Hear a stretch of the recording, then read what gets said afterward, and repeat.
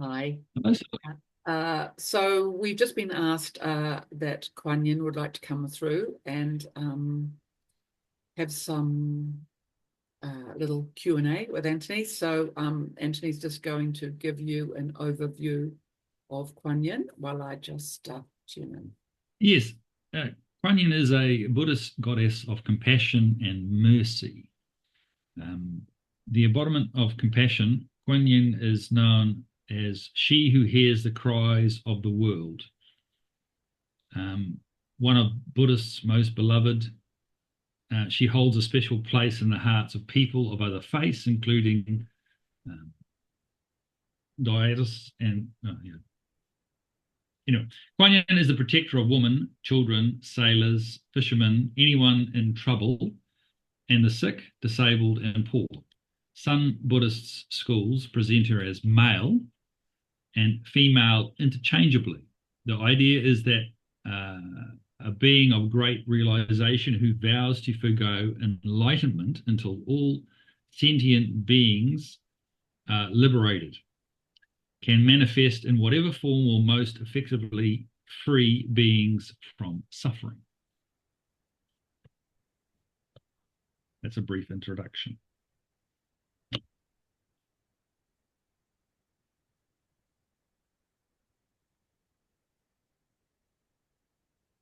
It is I, dear soul, Kuan Yin. It is beautiful to meet with you here today. Greetings. Greetings and welcome. Um, I wonder if you can explain your role in humanity presently. I am everywhere.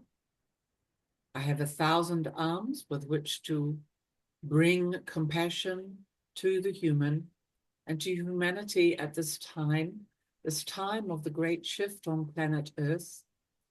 I and all souls aligned to my frequency, working the healing ray, the healing fifth ray of the green healing ray, which I am aligned to. I bring this energy throughout planet Earth. I hold those in their suffering. I am constantly with those who are in acute times of pain or transition, women in particular who are suffering within relationships, within marriage, through abuse, through disharmony in their lives. I am a guardian and holder of this divine feminine essence. I am everywhere indeed. I am in the prayer. I am available to people in meditation, in prayer, and I am always available. I bring love to anybody in need, and I offer this now to all those listening to these words. Very nice. Um, can you explain the significance of appearing female and sometimes of appearing as a male? I must go in whichever form spirit needs me to. Sometimes there are beings who will only hear a message of compassion if it is through, it feels to them as if it is coming through another male energy. A lot of the male energy on planet Earth is very entrenched and linked to very, shall we say, controlling and tight forms of governance. And yet these people still need to receive compassion and healing, but perhaps because of their thought forms, they are unable to fully energetically receive it from the feminine. So there are times where it is very appropriate for it to be seen, for me to appear to them in a masculine form.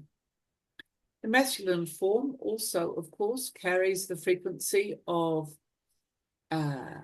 shall we say, a warriorship where needed, or a more worldly presence at times. And for some, this is the energetic, the frequency through which I align with them in order to bring healing to them. The feminine is expansive and all-embracing. The feminine is, in a way, you could say, the widest field of my healing scope, my healing ray, because I am magnetic within the feminine. And the magnetic power of the divine feminine means that people can feel innately drawn and also innately welcomed into the healing field.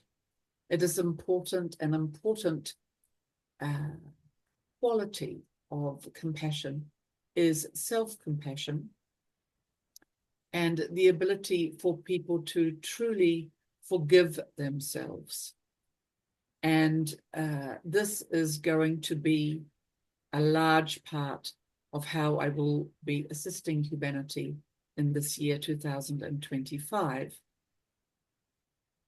To expand on this for you, what I mean by this is to say that as truth is emerging in its many layers, the truth about human history and the lies that the people of planet Earth have been fed on and fed with, for some people, they may feel very, as it were, down on themselves.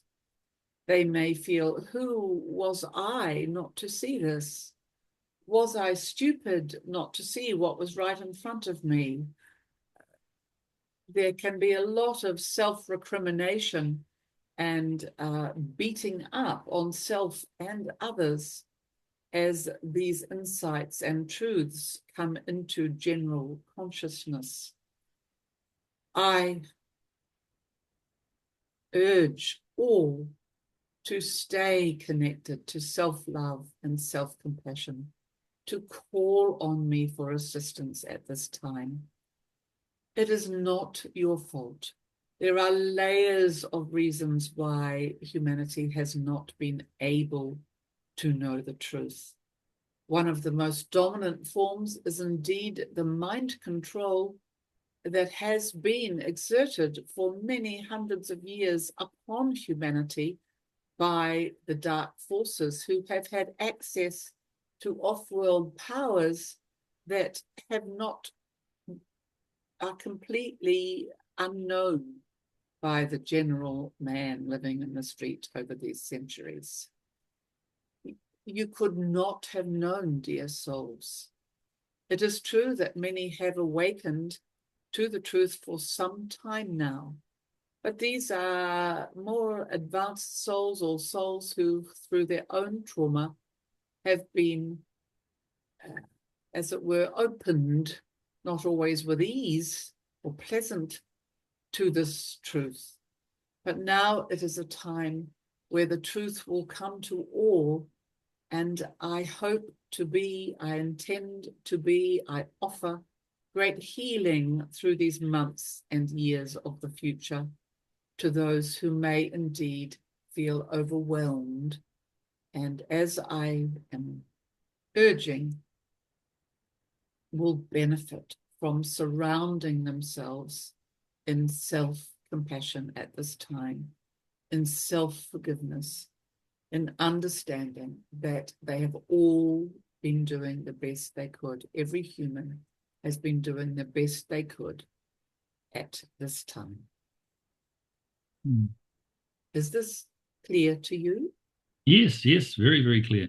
Thank you. Just that we've gone through quite a period where, especially in our schooling situation, where the education system have been trying to embrace young children to sort of feel more about their sexual preferences.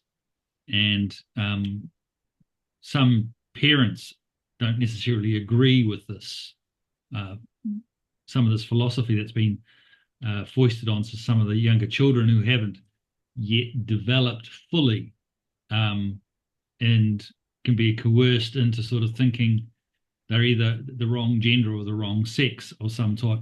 Because you've been in both bodies, can you comment on this a bit?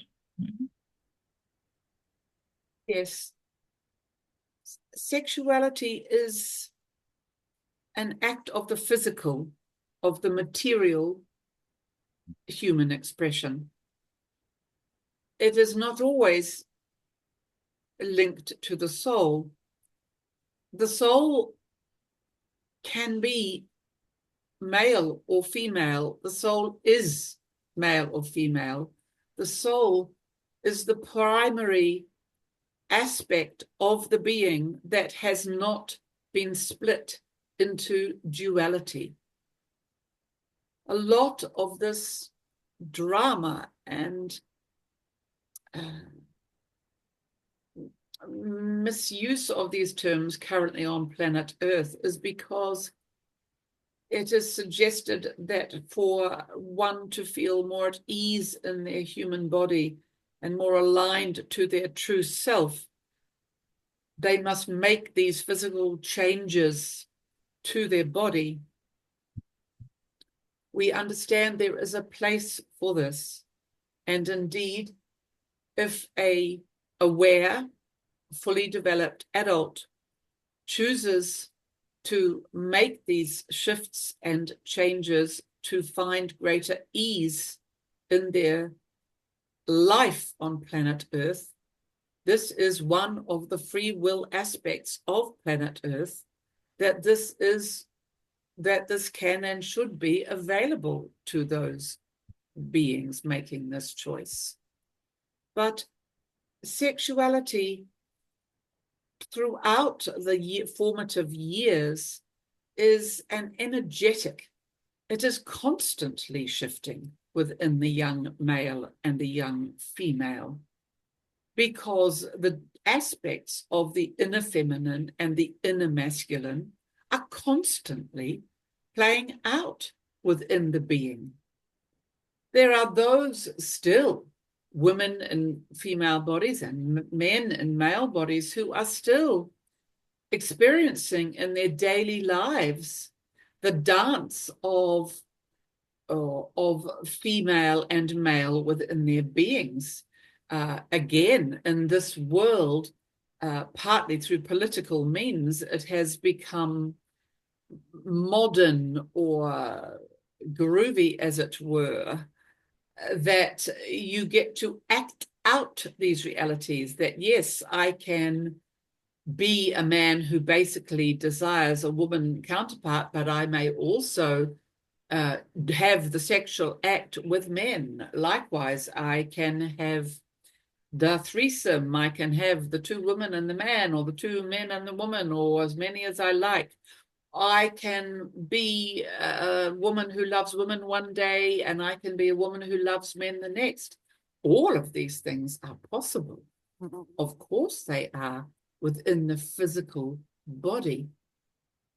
The point I would like to share is that these things are always realities in the energetic body, that this dance of the feminine within and the masculine within, this is a reminder of the wholeness of your soul.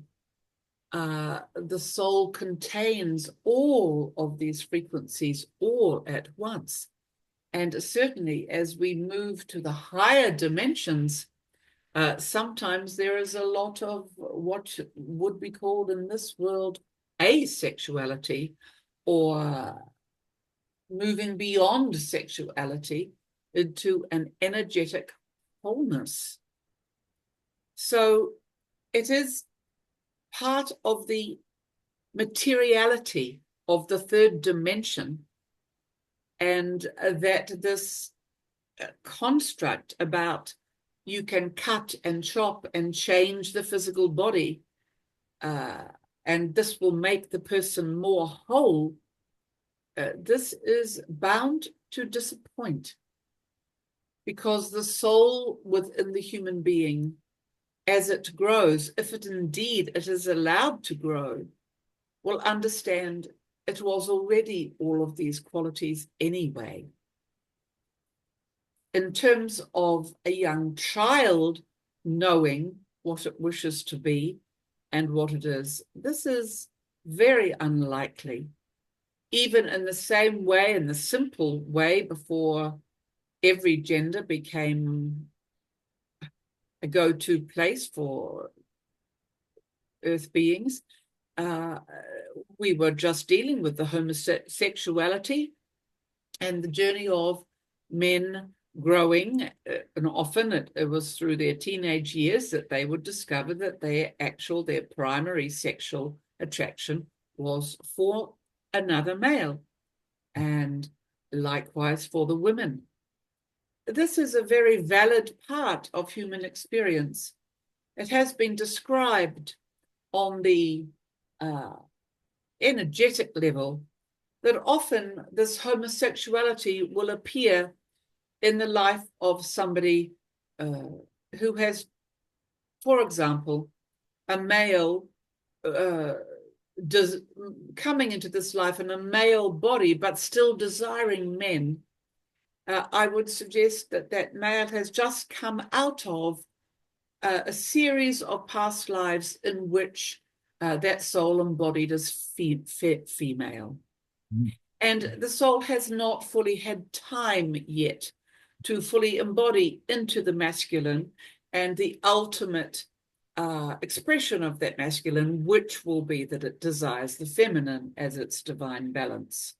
Likewise, for women desiring women, they may very well have journeyed out of many lives in a male form.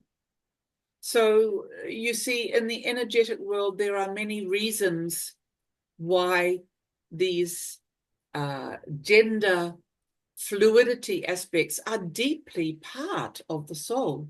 There is the divine hermaphroditic form, the hermaphrodite, is known to be, it is a great spiritual symbol of a human form which embodies all genders within it, the breasts and the genitals, the male genitals. So this idea of gender fluidity is indeed ancient. It, unfortunately, we would suggest, is part of the darkness and the corruption currently on planet Earth, that we must suggest that this need to allow young ones to damage their bodies in this way, that this is not of the light. And indeed, part of the agenda of the dark, which must be taken into account here, is the pronounced, if you find the political occasions where speeches have been made on this subject, they do exist, pronounced desire to depopulate the planet and to reduce the numbers of people. And one way they have been doing this lately is to make men and women infertile through various means. And unfortunately, gender tampering at a young age will have this end outcome of that individual, in more cases than not, being infertile. So there are darknesses at work that we would urge you to do full research and full, wide, broad spiritual understanding of these areas before you embark on physical alteration. The masculine, feminine always exists in the divine. The dance is always within us, and it may not stop for, as I have said before, to the women who are basically desiring of the men. Still, they may get the fantasies on other women as they grow into their later years. Likewise for the men. This dance is part of being human, and we have all human souls. You have all been men and women many times in your past lives. You have energetic cellular memories of what it was to be in both a male body and a female body. And so as your multidimensionality opens and becomes more available to you, yes, you will have many understandings of these energies at play within you. And this is a natural way to embrace this duality of gender, or this fluidity of gender that is indeed part of the human experience. Is this clear to you? Yes, that was an exceptionally good response to that question. Thank you very much. Thank you very much. Is there, I feel that we can be completing shortly soon. Yes.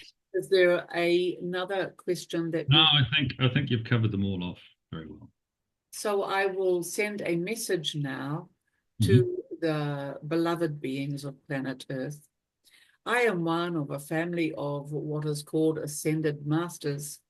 This refers to beings of light, those who have taken human form at some point in their evolution.